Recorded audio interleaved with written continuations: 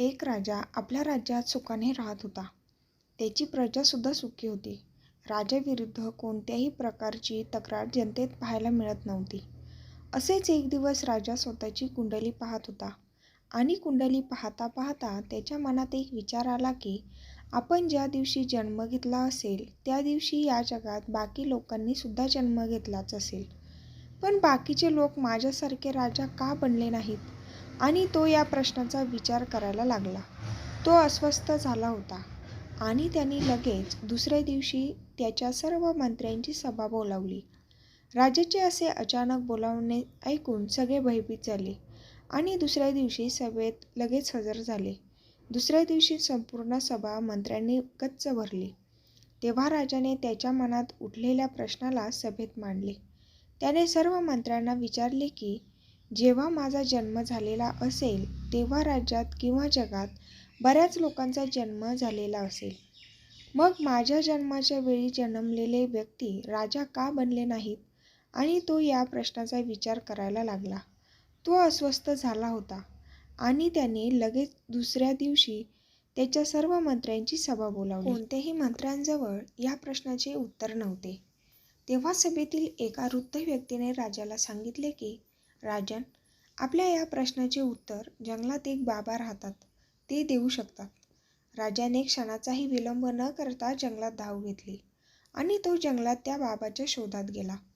बरेच दूर जंगलात गेल्यानंतर त्याला ते बाबा दिसले.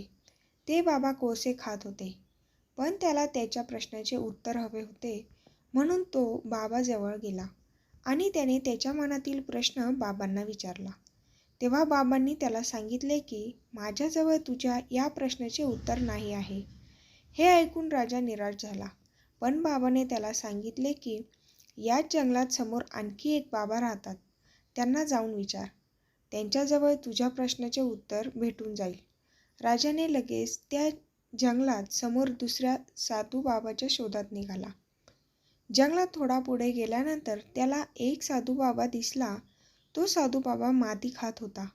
राजाला पाहून आश्चर्य वाटलं, पण त्याला त्याविषयी काही देणं घेणं नव्हतं. त्याला त्याच्या प्रश्नाचे उत्तर हवे होते. तो बाबाजवळ गेला आणि त्याने आपला प्रश्न विचारला. तेव्हा त्या बाबाने सुद्धा त्याला सांगितले की या प्रश्नाचे उत्तर माझ्याजवळ नाही, पण तुला जर उत्तर पाहिजे असेल तर शेजारच्या गावात एक विद्वान व्यक्ती राहतो, जो सर्व काही जाणतो. त्याच्याजवळ जाऊन हा प्रश्न विचार. तो विद्वान त्याच्या जीवनाचे शेवटचे काही क्षण जगत आहे. लवकर गेलास तर तुला प्रश्नाचे उत्तर मिळेल. राजाला या सर्व गोष्टी ऐकल्यानंतर राग आला होता, पण काय करणार? त्याला त्याच्या प्रश्नाचे उत्तर हवे होते. त्याने जवळच्या गावाकडे धाव घेतली आणि गावात पोहोचला.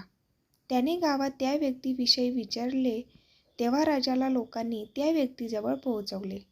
तो व्यक्ती खाटेवर पडलेला होता. तेव्हा राजा त्याच्याजवळ गेला आणि त्याला मनातील प्रश्न विचारला. तेव्हा त्या व्यक्तीने राजाला प्रश्नाचे उत्तर देताना सांगितले की मागच्या जन्मात आपण 4 भाऊ होतो आणि चौघे एकदा जंगलात रस्ता भटकलो होतो आणि आपल्या जवळील खायच्या वस्तूसुद्धा संपायला आल्या होत्या. आपल्याजवळ थोडेसेच पीठ शिल्लक होते, ज्यामध्ये फक्त 4 भाकरी झाल्या होत्या. तेवढ्यात आपल्याजवळ एक भुकेला व्यक्ती आला होता आणि त्याने आपल्याजवळ अन्नाची मागणी केली होती. पण आपल्यापैकी मोठ्याने त्या व्यक्तीला असे म्हणत दूर केले की तुला मी ही भाकरी दिली तर मी काय कोळसे खाऊ का? तसेच दुसऱ्याने म्हटले की तुला भाकरी दिली तर मी काय माती खाऊ का? मी सुद्धा त्याला नकार दिला होता, परंतु तुम्ही त्याला तुमच्या इच्छेची भाकरी खायला दिली होती आणि त्याने तुम्हाला आशीर्वाद देऊन तो तिथून निघून गेला होता. राजाला त्याच्या प्रश्नाचे उत्तर मिळाले होते. त्याला कळलं होतं की केलेल्या चांगल्या कर्मामुळे तो आज त्या ठिकाणी होता.